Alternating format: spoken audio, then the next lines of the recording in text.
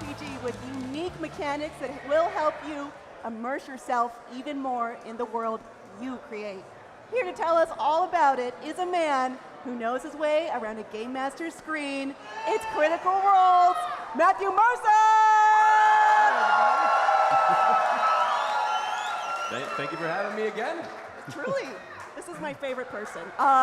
Thank you so much for joining us today. My pleasure. Tell us a little bit about Daggerheart. What's the one-sentence description? One-sentence description. Okay, you can have two. Okay, I got two. Daggerheart is a narrative-focused, immersive tabletop role-playing game that we've been developing with an incredible team at Darrington Press over a number of years that utilizes 2 D12 dice to bring both hope and fear mechanics to help build a dynamic narrative out of the dice rolls. And based on just the way that we love to play games, we wanted to build something that reflected that. And so it's been a wonderful experience. It looks great. I've gotten to preview it a little bit on your web series on how to play and get your sheet together. A big part of the game is the duality between hope and fear. This seems like something that would really help a GM tell a story among a few other unique mechanics, and you famously are a very good one. What does it mean to add one of those options to an action roll? It's been really fun to kind of play with the idea of how to invite people, new or experienced, into how to dynamically tell a story. You know, success and failure with the dice is what tells an unexpected part of the narrative when you play tabletop games. And many great, more independent games over the years have already played with the idea of varying degrees of that.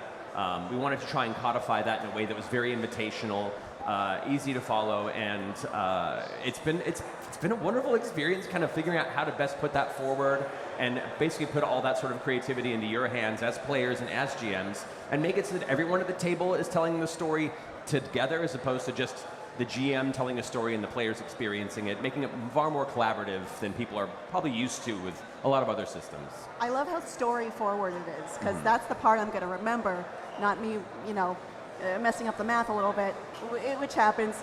Talk a little bit about what the card mechanic brings to Daggerheart and why that was an important gameplay element there. Right, so one of the things we wanted to do was, on top of making character creation dynamic with a multitude of options and character progression equally available for customization with each step, we wanted most of the rules to be present in front of you. We didn't want you to spend a lot of time pouring through rule books and having to go back to find the chapter that described a certain ability. And so putting most of the things that you need for your character on your sheet and cards, either you can have in your hand or have in front of you, means that if you have a question or you want to see what you have available to you, it's very easy to look through. It's very easy to kind of understand what you have at your disposal, which helps keep the gameplay from slowing down, keeps you more immersed, keeps you active and present for the experience at the table, and we'll talk about here in a little bit some other cool things that it enables as well. That's where the magic happens, baby. You're also in the middle of a Daggerheart actual play mini-series with your Critical Role compatriots. Yeah. What's their reaction to the game been like? Did they have any suggestions during the game's development? Were there any dynamic challenges or changes that you had to make? Let's be fair. I've been playing a lot of other games for a long time, and so a new system, even as being developed by the incredible team at Darrington Press, I've had a little bit of help with it, but primarily I'm also still kind of adapting and learning from old habits and kind of shifting into a new way to tell a story. And so a lot of the experience of running this series is kind of learning to adjust those ideas, those habits, how to change gears and discover through the series, both all the players at the table and myself, what this system really provides, both in freedom and platforming your creativity. And so on top of just building this kind of dark fantasy, like Soulsborne-esque inspired sort of world, the mechanics have allowed us to kind of let loose progressively through the series and kind of just see what it's capable of doing. Well, I can't wait to see more. I'm excited for you to see more. You've been teasing a new tool for players for a while now, a custom card creator.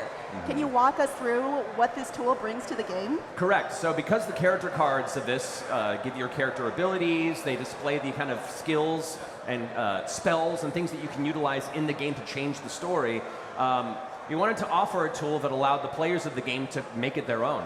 So with the card creator, your ancestry, which represents your, kind of your character's background. You can upload new art to it to represent the kind of character art that you want your character to look like. So the card truly represents the character you created. So you can custom upload any art to any card, but you can also adjust any part of the card. You can change what domain it comes from. You can change if it's an ability or spell. You can change the name. You can change any of the icons and upload to fully customize it. You can completely alter and homebrew anything in the game that you have an idea. If your character wants to create a spell, if your character wants to create a new class, create a new domain, this tool allows you to do all of that very easily, and it's completely free to the community to utilize. I love it. I can live my goblin dreams. That's yeah, you very much I can really actually. could. Well, you know, I think the fans have waited long enough.